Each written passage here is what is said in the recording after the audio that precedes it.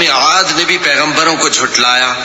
جب ان سے ان کے بھائی ہود نے کہا کیا تم ڈرتے نہیں، میں تو تمہارا امانت دار پیغمبر ہوں، تو اللہ سے ڈرو اور میرا کہا مانو، اور میں اس کا تم سے کچھ بدلہ نہیں مانگتا، میرا بدلہ رب العالمین کے ذمے ہے۔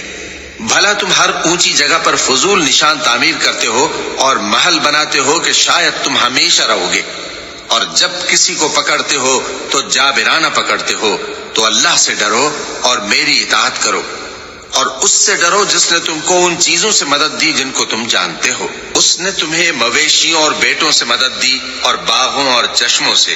مجھ کو تمہارے بارے میں بڑے سخت دن کے عذاب کا خوف ہے۔ وہ کہنے لگے کہ تم ہمیں خواہ نصیحت کرو یا نہ کرو، ہمارے لیے یکساں ہے، یہ تو اگلوں ہی کی عادت ہے، اور ہم پر کوئی عذاب نہیں آئے گا۔ تو انہوں نے ہود کو جھٹلایا، سو ہم نے ان کو ہلاک کر ڈالا، بے شک